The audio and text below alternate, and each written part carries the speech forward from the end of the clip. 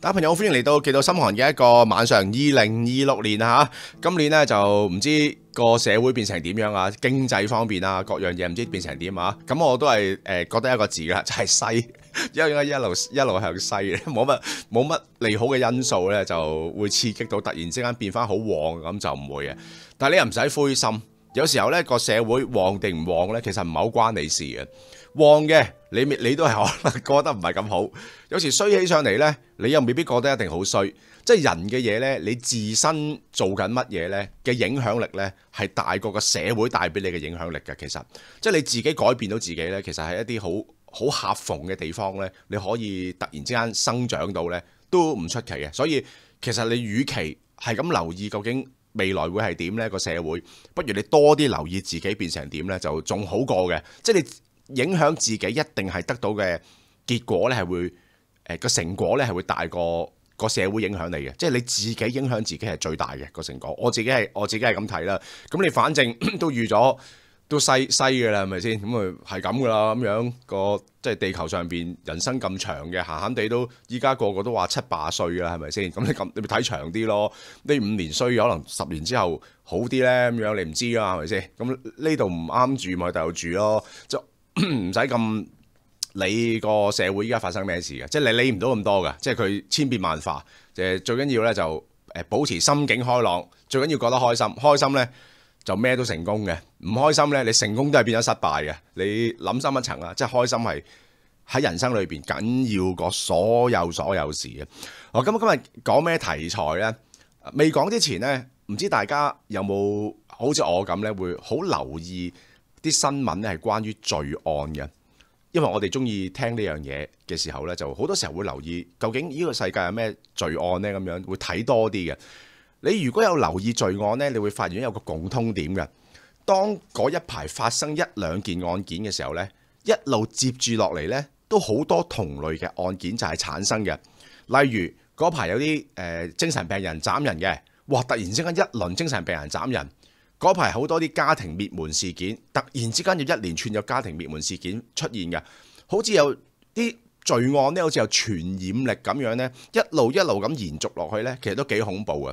嗱，我有一樣嘢提防大家嘅，過年前咧就提防大家要注意健康，要去驗身啊！我依家提防大家搭電梯要小心。我有時咧搭電梯咧，工廠大廈咧，留意到有啲人咧喺度自言自語嘅，咁即係無端端夜晚咁樣搭電梯又有喺你隔離喺度自言自語，咁我以為佢講電話啊，做咩咧？咁啊望一望佢，冇藍牙冇聲嘅，佢唔知道對住空氣喺度講嘢。嗱，我就好驚嘅。我通常咧，如果見到啲咁嘅情形咧，我下一層即刻出 lift 嘅，因為我唔會等到嗰層先出 lift 嘅。哇！點知佢個身有咩啊？一陣會淋啲火水喺度。喂，大佬死埋喎，係咪先？我唔會搏呢啲嘅。咁即係我即係提防大家，唔好話我口臭。今年咧小心搭電梯。我覺得啲精神病患者有進化㗎，依家佢哋即係落手嗰啲地方呢，即係日新月異嘅。你諗唔到佢無端端做啲嘢出嚟呢，就佢哋都會有一個犯罪嘅進化嘅，所以大家一定要小心提防，特別係電梯，因為困咗喺度呢係走唔到嘅。咁希望唔好不幸言中有啲咁嘅事發生啦嚇。但係提醒大家要小心。好，今日講咩 case 呢？今日我講一啲滅門嘅案件喺唔同地區，特別係講2單韓國、1單泰國滅門案呢，我哋講過好多嘅。其實呢，發生滅門案呢，你話究竟俾人入嚟打劫殺晒全家多，定還是自己屋企人懟冧你多呢？我諗你都心中有數。發生滅門案呢，大部分都係俾屋企人懟冧嘅。即係屋企有一個衰嘅人呢，即係有啲西擺呢，其實真係痛苦到爆嘅，係成世嘅個影響可以。咁佢成世煩住你噶嘛，係咪先？即係你擺脫佢唔到佢噶嘛。嗱，今日講嘅第1單 case 呢，發生喺韓國，佢哋叫佢做龍仁市行李箱滅門案，係一個世紀大鑊嘅撲街仔。就將屋企人全部殺死晒，最慘嗰啲屋企人呢，就已經離開咗佢啦。咁呢件案呢，發生喺2017年嘅10月21號，喺韓國有一個地方叫做龍仁市嘅。咁佢喺京畿道嘅中部啦。龍仁市呢，近年呢嘅發展得好好，所以好多人呢就移居咗去呢度居住。大約成個城市呢，有百萬嘅人口，咁唔算係少嘅。咁佢亦都有一啲歷史文化村啊、民族村啊，好多旅遊嘅景點呢。住又住得比較寬鬆啲，旅遊嘅地方又多，所以咧佢吸引咗好多中產嘅年輕少少嘅家庭呢，就入咗嚟呢度住。咁17年呢，就發生咗一件事，有一個人呢，佢個名叫做金城冠，當其時呢，就係35歲，就係見到佢個樣就係呢個人啊。表面上呢，好似一個一表人才嘅一個35歲嘅青年啦，即係但係呢，佢長期呢就冇工作嘅，非常之咁冇錢。除咗性格懶散之外呢，好中意講大話。例如呢，佢會成日同人講呢個金城冠，我自己呢喺一啲大企業度返工嘅，我大把遺產嘅，遲啲呢，我屋企人呢就留返啲企業俾我。總之，我就求其打份工過日神，等派彩嘅啦，屋企俾錢我。但係其實佢真實嘅世界呢就唔係嘅。嗱，佢呢有個媽咪，個媽咪呢就已經改嫁咗好多年嘅啦。佢個媽咪呢就另外有一頭住家嘅，唔係同佢住嘅。佢冇錢呢，就係過去問佢媽咪攞，即係35歲人，仲要問個媽咪改嫁咗嘅，已經即係嫁咗第二個人噶啦，唔係同你老豆一齊噶啦，老豆已經死咗噶啦，都要問個媽咪攞錢。咁佢媽咪當年呢就係55歲，個名呢就叫做朴美珠。哇，咁你都知呢，見佢媽咪自己都有個小朋友啦，10零歲，又有個老公。喂，咁你以前個前夫個仔不斷過嚟問你攞錢，成35歲人，咁你都好唔開心噶啦，係咪先？冇辦法啦，咁你生得佢出嚟，35歲問你攞，得閒濕啲就得閒濕啲俾佢啦。嗱，不過咧呢個金城冠呢，佢唔係就咁攞少少噶，佢經常四圍咧就偷呃拐騙同埋講大話。例如佢同自己個老婆講，佢老婆就32歲，個名叫做鄭慧英。佢同話：老婆，其實呢，我屋企呢係做紐西蘭嘅建築公司嘅高層嚟嘅。總之呢，我喺紐西蘭啊有2、3座嗰啲大樓，遲早呢，我媽咪呢就會過俾我噶啦。我仲有啲家人咧喺英國嗰度呢，做一啲全球性嘅建築公司嘅。喂，老婆，你屋企你細佬啊，你家姐個老公嗰啲，你要撈埋啲無謂嘢，揸的士，做埋啲咁嘅咩啊，整燒雞翼嗰啲。喂，嗰啲工點做人啊？嗰啲咁邊度做得人噶？你同佢哋講啊，我遲啲繼承咗啲建築集團嘅時候，我安排佢哋入嚟做嘢咯。你咪喂，你嗰個舅父定邊個平時做看更嘅，喂，咪過嚟幫我個建築公司做一啲主管咯。喂，你細佬嗰啲讀書唔成嘅，揸的士嘅，屌你咪過到嚟，我咪俾啲車隊去管咯。我哋成40、50部車。得噶啦，總之你今晚同我開開心心照顧住我，過幾年我繼承到啲遺產，乜都照你哋成家。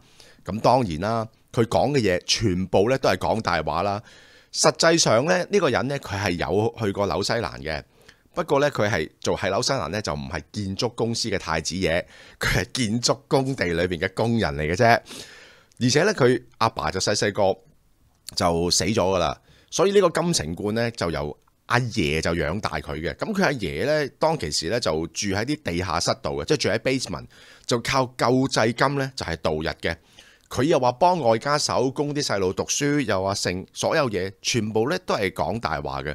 嗱，隨住佢不斷喺度講大話，謊言就越積越多，最後尾呢，佢直頭呃埋自己噶啦，甚至乎呢，佢好笑喎，佢呃自己呃到呢，大家都有上 Google 呢會知道有維基噶嘛。佢喺維基嗰啲公司度咧，自己創咗一個維基出嚟，寫咗自己個名上去啊！又話我係邊間公司嘅第2代、第3代嘅太子爺，自己加上去嘅。咁呃人咧就呃到透嘅。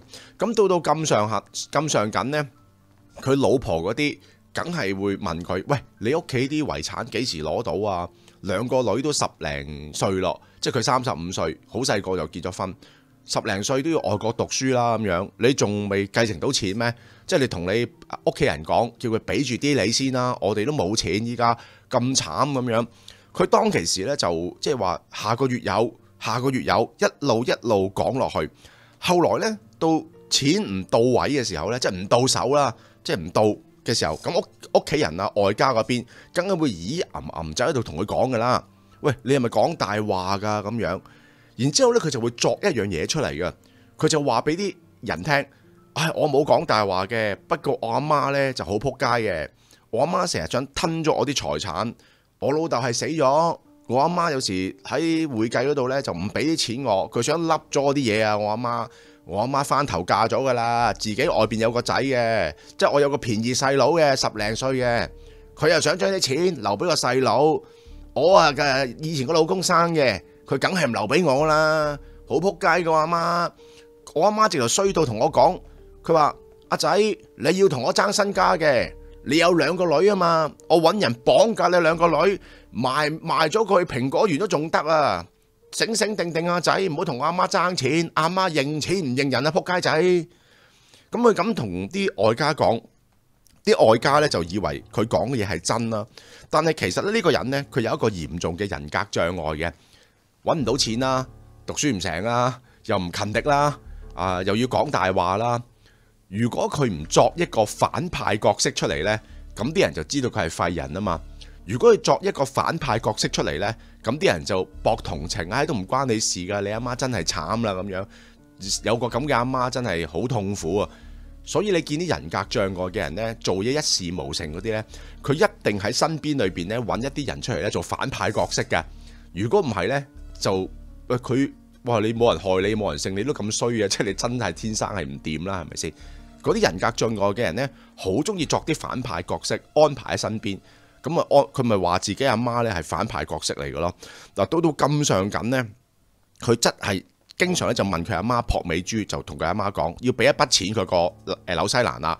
咁佢阿媽其實冇乜錢嘅，即係住喺呢啲地方有幾多錢啊？嗱，佢個阿媽就55歲，佢阿媽個老公呢，即係佢個繼父呢，就57歲，嗰個哎呀細佬就14歲，咁仲有個女嘅，個女喺第度讀緊書。就唔係喺呢事發嘅時候聾人試度讀書，咁點樣會發生一個滅門案呢？有一日，佢個媽咪有一個契女，個名叫金智芬。咁金智芬呢都識得阿金城冠嘅，即係大家冇血緣關係，但係佢媽咪由細契咗一個契女。咁嗰個契女金智芬呢，就定期咧會上去契媽屋企咧，就係玩啊食飯咁樣。點解契媽突然之間有幾日呢就唔見咗？於是乎就打電話啦，咁發現好奇怪喎，嗰個金智芬契媽冇聽電話，契爺冇聽電話，連個細路仔都唔聽電話，咁屋企裏邊一家3口冇理由幾日裏邊失去聯絡㗎。於是乎嗰個契女金智芬呢，就上佢屋企拍門，就發現咗間屋裏邊呢毫無反應，喺出邊望亦都冇開燈嘅，佢就知道唔對路啦，就開始打電話就報警。咁警察嚟到現場之後呢，都感覺到件事呢有少少奇怪嘅，因為首先第一問嗰啲物業管理呢家人有冇出過門口，個物業管理話唔記得咗，冇懷疑佢哋有出過去，細路仔有冇返學，唔覺佢有返學，咁於是乎就查閉路電視，結果呢家人呢3日冇出過屋企，咁警察覺得事態呢就好嚴重，於是乎就即刻將間屋呢就爆門嘅。嗱，咁結果呢間屋一爆門之後呢，大鑊。個媽咪55歲嘅朴美珠同埋個細路仔14歲死咗喺個類似個廁所出邊嗰個位置，2個就趴咗喺度，然後個身上邊呢就全部俾啲麵粉冚住咗嘅，唔知點解放啲麵粉落去，可能係諗住我啲麵粉嚟索血啦。咁警察呢就發現佢哋死呢就應該死咗有3日時間嘅。將佢哋個身體反轉嚟睇，就見佢哋中咗每人中咗10幾刀噶啦，包括個14歲個細路仔，由頭到個肚全部中晒刀，咁個場面咧就好詭異嘅，因為咧啲麵粉就冚晒啲血嘅。呢個方法都幾毒辣啊！即係攞啲麵粉索晒啲血，抹都唔使抹嚇。後來咧警方梗係第一時間睇個閉路電視，邊個入佢哋屋企啦？嗱，發現咗入去佢哋屋企呢，就係佢哋個仔金城冠喺3日之前，大約5點鐘就離開咗案發現場。嗱，仲有一樣嘢，警方好擔心嘅，就係個繼父57歲嘅鄭先生就唔見咗嘅。當其時揾晒成間屋，得個媽咪同埋個細路仔條屍嘅啫。鄭先生亦都係失去聯絡咗3、4日嘅。咁警方梗係通緝呢個金城冠，睇下佢去咗邊度噶啦。打俾金城冠，唔聽電話，原來咧佢喺案發之後嘅2日咧，已經成家就去咗紐西蘭㗎啦。咁警方梗係追捕佢喺紐西蘭去咗邊度啦，即時查下鄭家同埋佢媽咪嘅銀行戶口有冇唔見到錢，結果呢個銀行裏邊呢，俾人拎咗1.2億嘅韓元出嚟㗎，即係大約有10幾萬嘅新西蘭元啦。其實100萬都唔夠啊，咁60-70萬港紙咁上緊啦，唔係好多錢嘅啫。所以我話佢媽咪咧就唔係好有錢嘅。後來咧，金城冠呢個兇手咧就帶住啲老婆同埋帶住2個女就去紐西蘭啦。咁佢就好黐線嘅，攞咗其實幾十萬，講真你亂咁使兩嘢都使晒啦。佢可能未攞過咁多錢啦，就即刻喺啲免稅店度咧就2公婆買嘢啊！喺免稅店已經買咗成300-400萬韓元嘅物品。後來去到紐西蘭呢，就即時買咗部 Benz 嘅 SUV 嘅嗰啲旅行車，又買咗啲新家私啊，買成咁樣。總之諗住殺完人之後呢，就喺紐西蘭就過一個新嘅一個生活。嗱，其實你點解會蠢到咁緊要呢？又有你明知你殺嗰個係你阿媽、你繼父、你嗰個即係叫做哎呀細佬。警察第一件事梗係揾你嘅，咁你紐西蘭同埋韓國好明顯就有引渡條例㗎啦，你又攞咗佢啲錢出嚟，你玩得幾多日啫？你唔夠1-2個禮拜俾人拉咗，然後就引渡你翻嚟㗎啦，啱唔啱先？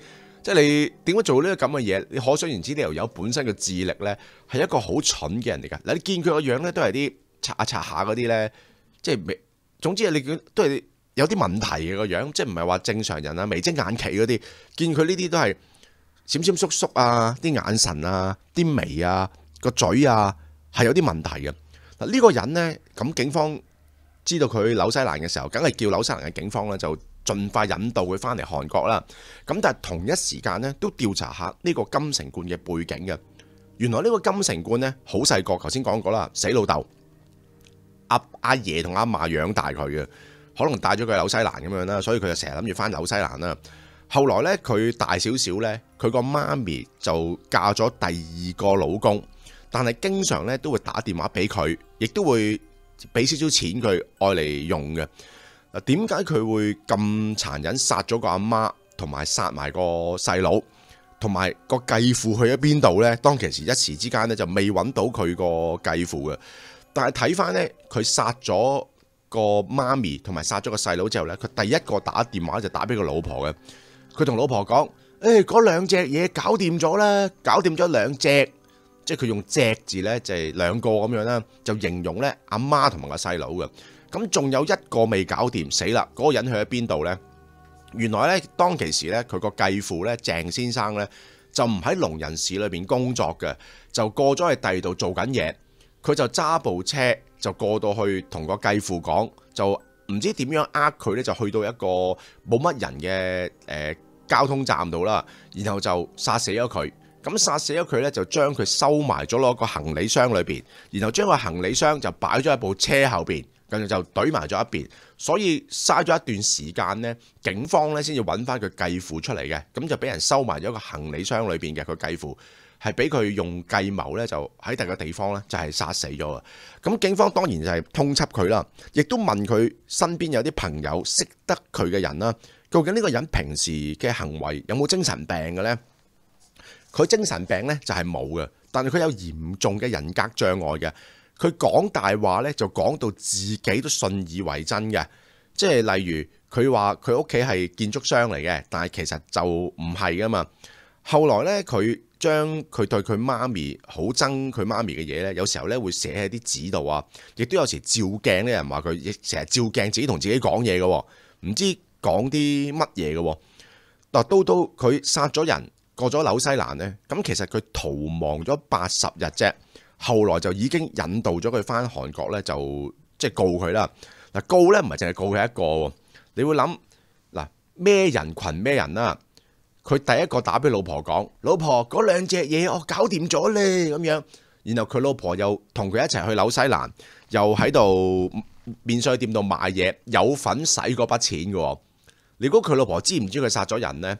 咁我相信佢老婆一定知佢殺咗人咯。嗱，姑勿論係咪佢老婆叫佢殺人都好，但係佢老婆你明知個老公平時講嘢都即係叫做9+2=46嘅，你攞筆錢翻嚟，佢同你講話嗰兩個搞掂咗咯，你都 feel 到佢殺咗人啦，你仲跟埋佢去紐西蘭，然後繼續喺度買 Benz 啊，喺度使錢，咁如果佢老婆有冇份呢？咁嘅當然我係警察都會告埋佢老婆啦。咁佢老婆就32歲，細佢3年嘅啫。當其時連佢老婆同埋佢就俾人捉咗入去，咁互相咧就喺度審問啦。咁當然佢老婆喺呢件事裏邊就乜都唔認啦。唔關我事啊，我唔知佢發生咩事咁樣。後來咧佢老婆咧喺監獄裏邊咧都揾律師啊揾成啊咁樣。咁佢堅持咧就話我冇罪嘅。但係有啲人咧就睇佢老婆寫俾佢老公嘅信件裏邊咧，就發現咗有少少嘢，就係佢冇怪佢老公嘅，即係好多時候咁佢淨係成日都講屋企冇錢啊，捉襟見肘，要錢又冇錢使，個女想讀啲好啲嘅學校啊，都讀唔到啦咁樣。反為佢老公成日講大話，做啲乜嘢事呢？佢老婆好似一句都冇嬲過佢老公嘅。好怪異嘅呢件事，我覺得咩人就群咩人啦。嗱，唔信你留意一樣嘢啊，大家試下做一個觀察啦。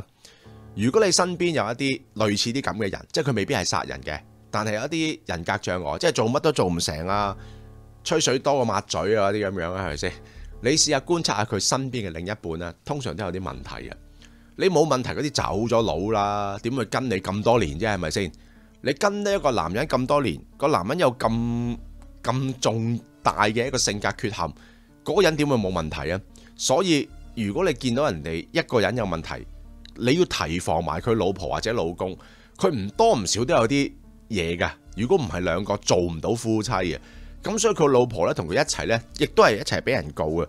咁你殺咗3個人，咁呢個金城冠肯定係判呢個無期徒刑㗎啦，亦都唔准保釋㗎啦。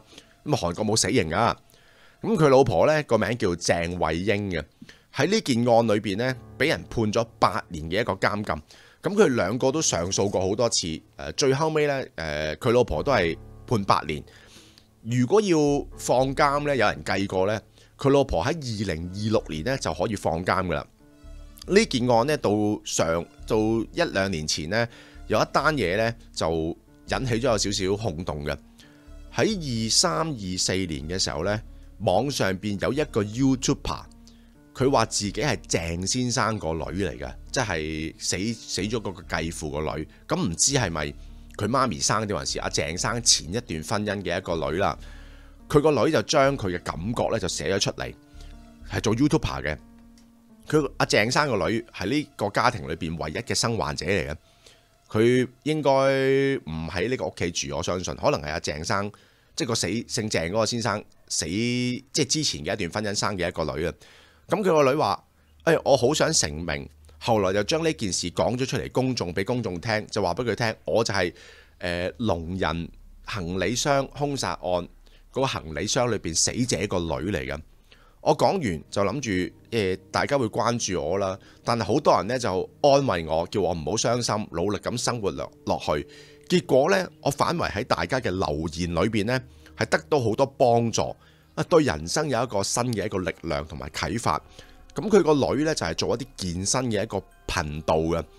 佢講出嚟話，成家死晒之後呢，即係阿細佬死咗啦，阿爸死咗啦，阿媽死咗啦，佢用咗6年時間呢，先至可以慢慢喺呢個黑暗裏邊呢，就走到出嚟嘅。佢話頭嗰6年呢，總之個感覺呢，好痛苦，即係要睇醫生啊，要食藥啊，亦都覺得自己會跟埋屋企人呢，就係去死咁樣嘅。後來啲聽眾喺 YouTube 裏邊咧就鼓勵佢，令到佢去睇醫生啊，去食藥啊，休息啊咁樣。